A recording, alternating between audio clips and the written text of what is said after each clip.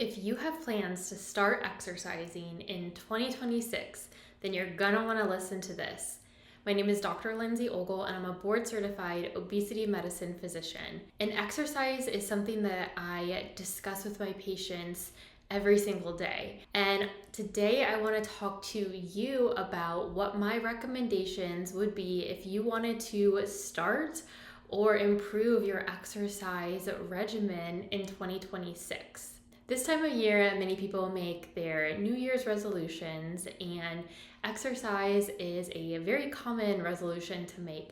And I want you to be successful this year with increasing your physical activity for the purpose of improving your health and well-being.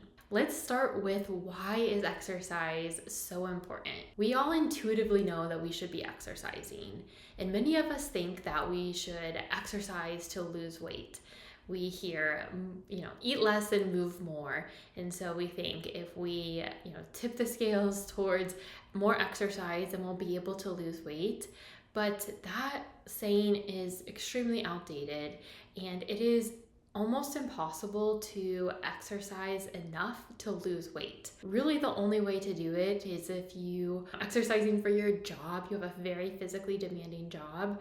If you were one of the contestants on The Biggest Loser and exercising for hours a day, if you're a personal trainer or in the military, if you are an athlete, you have to be exercising literally for hours a day to lose weight with exercise alone. So when I'm recommending exercise for my patients, I'm not thinking about it as a weight loss tool. I'm thinking about it as a tool to help improve health and longevity. Exercise can help improve cardiovascular health, decrease risk of heart disease and stroke. It can help improve body composition. It can help build our muscles and help make our bones stronger. It can help us with daily function, especially as we get older. It will allow us to continue to live independently for longer periods of time. We can then continue to carry our groceries in and put them away. We can lift our grandkids one day. It will help us to live longer and live better lives. There is also evidence that people who exercise on a regular basis just live longer. They have lower risks of falls and they have better metabolic health. And there's a lot of evidence for brain health too and decreased risk of dementia. Many people, when utilizing exercise in a safe and effective way, it also improves mental health.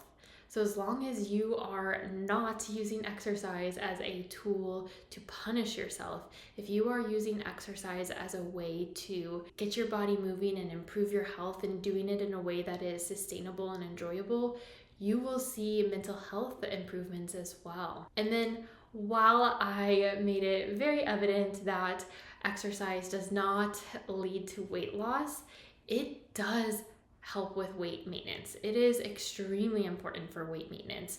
People who lose weight and keep it off are typically exercising for an average of an hour a day. And that sounds like a lot. It sounds extremely overwhelming and out of reach for a lot of people, but I'm going to go through how you may be able to get there over time. And I do want to highlight that much of that time is spent walking. So this does not have to be an intense hour of exercise. It can be an enjoyable walk outside. So if you were my patient and I was talking to you about starting an exercise regimen in 2026, this is the framework that I would go by and discuss with you. First, I would consider, is it safe for you to start exercising? When you are moving your body, do you get chest pain? Are you very short of breath? Do you have any joint pain? Are you feeling lightheaded or dizzy? If the answer is yes to any of those questions, then I do not want you to exercise, and I want you to schedule an appointment with your primary care doctor for an evaluation to make sure that there is not a more serious underlying problem like heart disease or asthma or something going on with your joints. These should be addressed first. They are way more urgent than the exercise plans that we are going to create. So safety first, as always. If you are experiencing chest pain, shortness of breath, joint pain, lightheadedness, or dizziness, talk to your doctor before exercising. Next, I would want you to choose something that is attainable and enjoyable. So this may look like walking outside for 5 or 10 minutes 1 or 2 days a week. It may also be stretching for 5 or 10 minutes 2 or 3 days a week. It could be taking one yoga class a week. It could be taking a Zumba or a dance class. It could be finding a YouTube video and exercising along with that 1 day a week. I do not expect anybody to go from being sedentary to exercising 5 days a week. I just don't see it happening in real life. So let's do something that we know that you can achieve, and then we will build up on top of that. And again, exercise is not supposed to be a punishment, and there is not one best exercise that everybody should be doing. So choose what you enjoy doing and what fits in your lifestyle right now, not what you did back in junior high or high school. You're a different person now, and that's okay, and choose something that fits you now. Once you're in that consistent routine of whatever you decided to start with, you can then increase the duration and do it for those amount of days, just longer periods of time, or you can increase the frequency and add a day in the week when you're doing your exercise. Choose one or the other until you get comfortable with that and continue to repeat slowly over time. And how much exercise are we shooting for? It's recommended for all adults to have at least 150 minutes of physical activity or exercise per week. And that can be split up over a different number of days depending on your schedule. It's best not to do it all in one day, but if you have one day where you're doing, half of that, then that is okay if that fits your schedule right now. But it's best to split it up throughout the week, and you can absolutely include a day or two of rest throughout the week. But 150 minutes per week is the minimum, with the ideal goal to be 300 minutes. But again, you can start with 10 or 20 minutes a week and then increase over time. We are looking at big picture, your whole life, and we have a lot of time to build these habits in. We want to do it in a sustainable manner because there is no benefit from doing 300 minutes a week for 2 weeks and then never exercising the rest of the year. You'll be in a much better spot if you start at 10 minutes a week in January, and then by December, you will be shocked at how consistent you are with your exercise plan. And then the exercises that you choose should have a little bit of variety to them. So I mentioned most people who are maintaining their weight are walking. So you do some sort of cardio, whether that's walking, jogging, swimming, the elliptical, biking, anything that you enjoy, again, that will count as cardiovascular activity is a great baseline.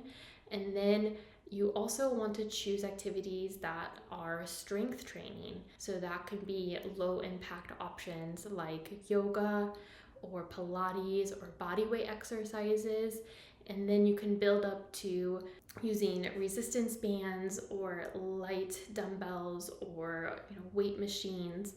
And if this is all intimidating, do not hesitate asking for a referral to a physical therapist. And in some areas, you don't need a referral, and they can make sure that you are safe and steady to start your exercise. And then you can also work with a personal trainer, and you can get that direct guidance and feedback to again make sure that you are doing this in a safe way, because we do not want you to get injured and then we will have to start back basically at square one with exercise. So take it easy, start at the beginner classes, and then work your way up. It would also be wonderful to have a day or two of an exercise that improves flexibility and balance. Yoga and Pilates are great options for this. Balance and flexibility are so important as we age to again help prevent falls and maintain our independence as we get older. The biggest barrier I hear for my patients when they are wanting to start exercise is time. They don't have enough time in their busy schedules, and I know it's extremely difficult when you have a job and children or school and all of your social activities, and sleep needs to be prioritized, and you're working on your nutrition.